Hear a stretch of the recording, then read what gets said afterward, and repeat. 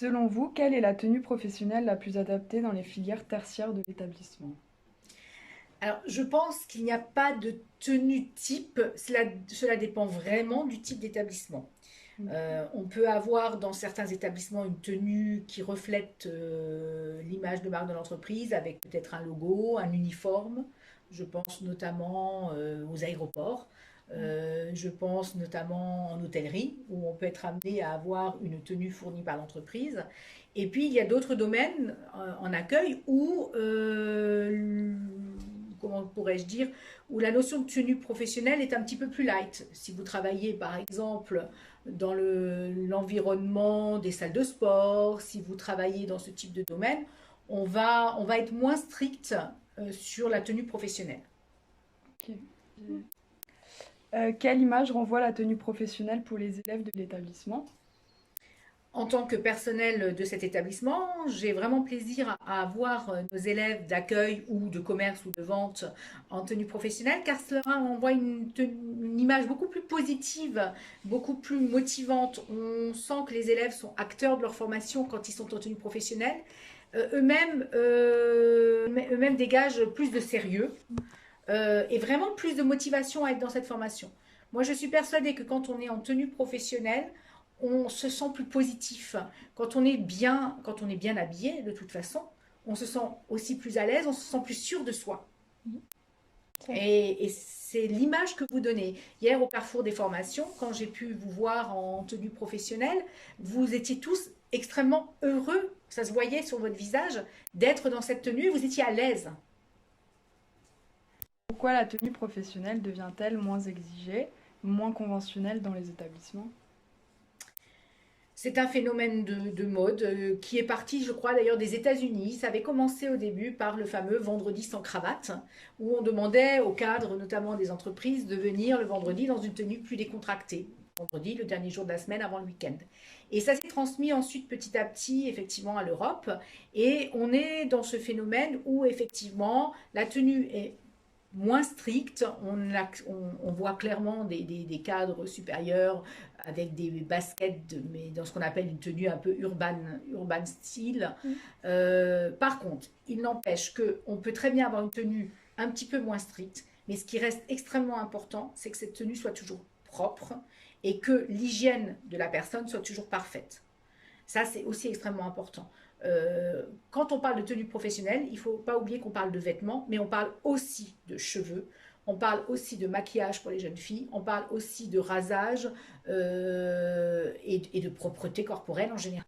Actuellement, la tendance chez les jeunes filles est de porter des crop tops comme élément de la tenue professionnelle. Qu'en pensez-vous?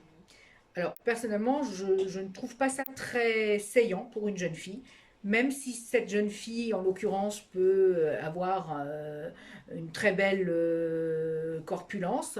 Je considère qu'il ne faut pas confondre tenue décontractée, comme on partait à la piscine, à la plage, chez soi, dans un environnement amical, et une tenue professionnelle. La tenue professionnelle peut être décontractée, il n'empêche que vous serez toujours confronté à du public, à des clients, à des usagers qui ne sont pas de votre génération et cette tenue peut les choquer. Je pars du principe que être décontracté ne veut pas dire être dévêtu. Je suis d'accord avec vous. Quel est le rôle de la tenue vestimentaire au milieu professionnel? Pour vous, c'est important? Alors c'est important parce que la tenue vestimentaire ou professionnelle, elle a à la base plusieurs objectifs. Il faut se rappeler qu'au début, enfin très souvent, elle est aussi là pour se protéger du travail. Quand vous êtes dans le milieu hospitalier, dans le bâtiment, dans la restauration, la tenue professionnelle, elle est là pour vous protéger des risques liés à votre travail. La tenue professionnelle, elle a aussi le rôle de développer l'image de l'entreprise. Donc j'insistais notamment sur le logo. Quand vous allez à la FNAC, vous voyez bien qu'ils ont eu un gilet. Ça permet d'identifier aussi le personnel au sein d'une entreprise. Il faut aussi penser que la tenue professionnelle a aussi comme rôle de montrer votre professionnalisme. Ça rassure le client d'être en face de quelqu'un qui a une tenue professionnelle. Quand vous contactez effectivement un serrurier, quand vous êtes face à un infirmier dans un hôpital, la tenue professionnelle vous rassure voilà, sur la fonction de la personne. Et à mon sens, la tenue professionnelle, elle a aussi ce rôle à jouer. D'accord. Et n'oubliez jamais qu'elle véhicule l'image de marque de l'entreprise. Quelle image vous-même vous pouvez avoir d'une entreprise si quand vous arrivez, la première personne qui vous reçoit, effectivement, est débraillée, a une tenue nonchalante, n'est pas propre sur elle, automatiquement, vous associez ça au professionnalisme de l'entreprise. Et moi, je dis souvent, on n'a pas deux fois l'occasion de faire une première bonne impression. Est-ce qu'il est déjà arrivé qu'un élève se fasse renvoyer de PFMP à cause de sa tenue professionnelle? Oui, malheureusement, alors à chaque PFMP, il nous arrive d'avoir ce type de renvoi de stage, donc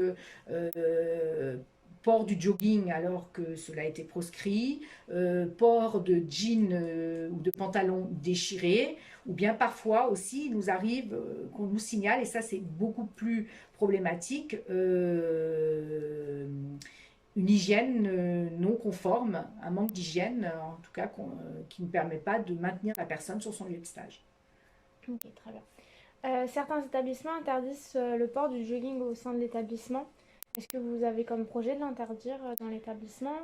Alors c'est un projet, c'est une idée autour de laquelle nous discutons en conseil pédagogique, avec la direction, avec les enseignants. Et effectivement, nous aimerions ne plus avoir des élèves constamment vêtus de jogging. Alors l'idéal serait de commencer peut-être par une journée bien habillée pour tout l'établissement. Cela dit, cela se fait déjà au sein de plusieurs classes, hein, pas simplement chez les accueils, hein, où on a effectivement des professeurs qui demandent aux élèves de venir en tenue professionnelle une fois dans la semaine.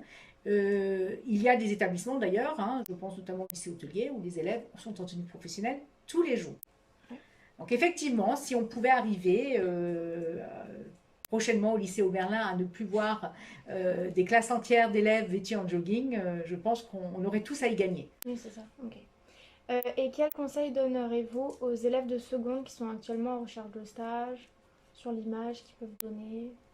Alors, effectivement, encore une fois, hein, c'est de vraiment très faire attention à son paraître. On dit pourtant que l'habit ne fait pas le moine, mais c'est vrai que la première fois que vous rencontrez quelqu'un, il faut effectivement que ça puisse matcher, comme on dit. Et le meilleur conseil que je puisse donner, c'est vraiment de faire un effort en termes de tenue. Alors, une tenue professionnelle, il faut aussi se rappeler qu'elle doit être adaptée à l'entreprise. Quand vous allez travailler en grande distribution, on ne vous demande pas forcément de venir en costume.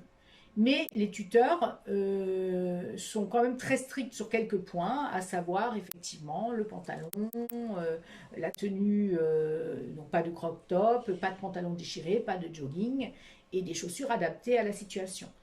Je conseillerais aussi aux élèves de prendre des conseils. Il existe, vous les jeunes actuellement, vous regardez des tutos très souvent. Écoutez, il existe plein de tutos, hein, de coaching hein, pour effectivement se rendre en entreprise. Vous pouvez aussi prendre conseil auprès de vos enseignants, conseil auprès de professionnels de la mode dans les magasins qui sauront vous conseiller au mieux hein, selon le type d'activité dans lequel vous allez vous rendre.